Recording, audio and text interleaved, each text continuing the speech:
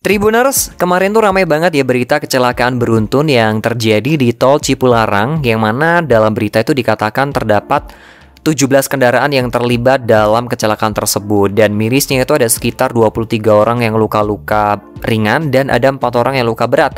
Nah, 23 orang yang luka ringan itu tadi sudah boleh dibawa pulang, sementara 4 lainnya masih dirawat di salah satu rumah sakit yang ada di Purwakarta. Anyway, ada cerita rakyat nih teman-teman yang mengatakan ada sosok misterius di setiap kecelakaan Tol Cipularang.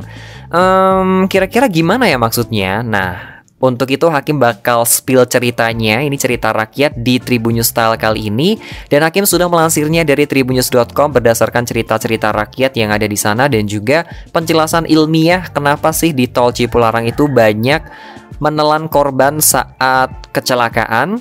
Jadi ada di sekitar sana ya, penduduk di sekitar Tol Cipularang itu penduduk itu mempercayai bahwa tingginya angka kecelakaan itu karena jalan bebas hambatan ini ada di sekitar Gunung Hejo yang angker. Nah, masyarakat setempat itu percaya kalau gunung yang terletak di Kecamatan Darang dan Purwakarta, Jawa Barat ini merupakan tempat petilasan atau bertapanya Prabu Siliwangi, raja termasyhur di Kerajaan Pajajaran. Hakim juga melansir dari kompas.com bahwa letak petilasan itu juga berada di sekitar 96,2 Tol Cipularang, tepatnya di sebelah kiri arah Tol Bandung menuju Jakarta. Nah, untuk menuju ke kawasan Gunung Hejo ini, orang-orang itu bisa menaiki anak tangga yang ada di samping tol tersebut nih teman-teman. Wujud petilasan itu menyerupai makam dengan batu terbungkus kain putih, dan batu itu konon Prabu Siliwangi sering bertapa di tempat tersebut. Menurut penduduk setempat nih ya, penduduk setempat itu baik sebelum dan sesudah Tol Cipularang itu dibangun, petilasan itu memang sering ramai dikunjungi oleh para peziarah dari berbagai daerah nih. Mereka datang dari berbagai kota seperti Jakarta, Karawang, Jawa Tengah, Bandung, dan juga Bogor. Dan beredar kabar juga bahwa saat pembangunan tol itu dimulai, pihak kontraktor berusaha menembus Gunung Hejo untuk dijadikan jalan tol. Namun usaha itu digagalkan karena gunung tersebut tidak bisa dirobohkan dengan alat berat nih teman-teman. Alhasil rute jalan tol Cipularang itu di daerah tersebut dibuat melingkar. Tapi entah kebetulan atau tidak, banyak kecelakaan di Tol Cipali yang memakan korban jiwa terjadi di sekitar daerah itu, yaitu di kilometer 90 hingga 100 maksud Hakim Tol Cipularang ya. Nah, berbagai penampakan makhluk goib itu juga sering muncul di sekitar kawasan tersebut sehingga memicu terjadinya kecelakaan.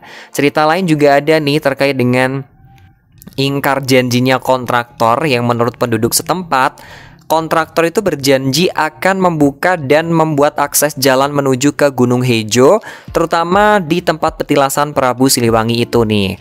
Nah, tetapi janji itu hanya tinggal janji nih oleh kontraktornya nih berdasarkan cerita rakyat dari masyarakat setempat.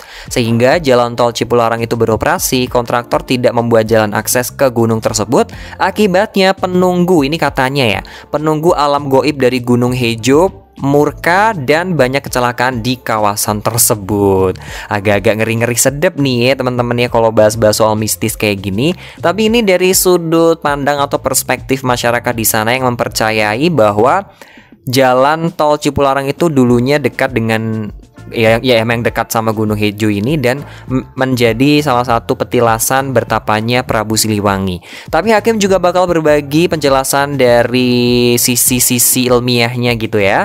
Ini ada Kepala Badan Penerangan Umum dari Humas Polri yang menerangkan bahwa kilometer 97 Tol Cipularang itu memang rawan kecelakaan nih. Oleh karena itu Kementerian Pekerjaan Umum atau PU, Jasa Marga, Kepolisian dan juga berbagai pakar itu pernah melakukan evaluasi dan penelitian di kilometer 90 sampai 100 Tol Cipularang Purwakarta, Jawa Barat.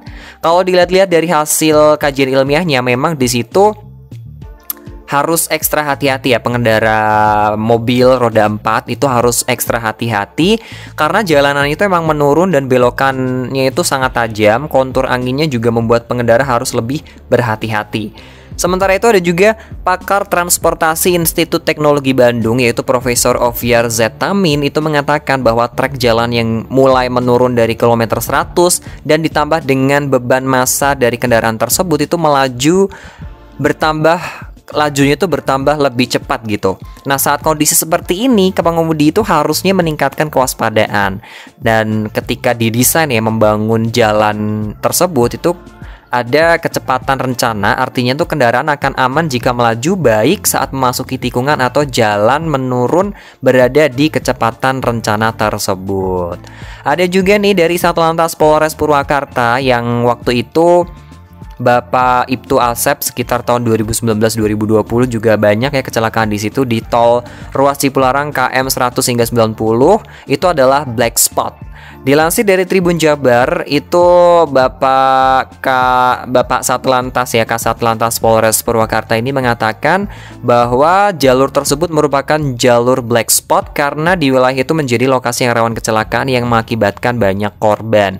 Seperti halnya kecelakaan yang terjadi di Cipularang kemarin juga, tol kecelakaan tersebut itu diduga banyak banget faktor-faktor dari pengendara ya, kayak sopirnya mengantuk, bahkan juga ada kerusakan kendaraan-kendaraan itu juga ada. Tetapi saat kelelahan atau mengantuk memang dari pihak kepolisian itu mengatakan kesalahan yang sangat fatal sekaligus meningkatkan kemungkinan kecelakaan. Jadi lebih baik kalau teman-teman itu lagi berkendara dan dalam keadaan ngantuk, please deh ya, kita mending berhenti dulu di rest area terus bisa ya tidur-tidur atau ngapain kayak ngerokok-ngerokok juga boleh kalau yang rokok ya. Yang ngudut juga boleh banget, tapi yang penting istirahat dulu di tempat istirahat atau rest area biar nggak ngantuk dan perjalanan ke depannya itu juga makin baik lagi dan makin aman juga nih. Nah, itu tadi ada dua penjelasan, yang pertama dari sisi mistisnya, yang kedua dari sisi ilmiahnya. Kira-kira gimana menurut kamu? Apakah kamu percaya yang mistis atau enggak? Ya silahkan tulis di kolom komentar, Hakim bakal bacain satu-satu juga karena kepo juga nih. Karena aku bukan orang situ juga dan jarang banget lewat tol Cipularang tuh, paling cuma berapa kali doang waktu ke Jakarta. Tapi ya entah mana yang benar, aku merasa bahwa ketika kita melakukan sebuah perjalanan jauh, lebih baik kita berdoa dulu kepada Tuhan, semoga diberikan keselamatan sampai tujuan. Thank you for the time, dan kita bakal ketemu lagi di Tribun News Style berikutnya. Hakim pamit, salam sehat untuk semua, dan sampai jumpa.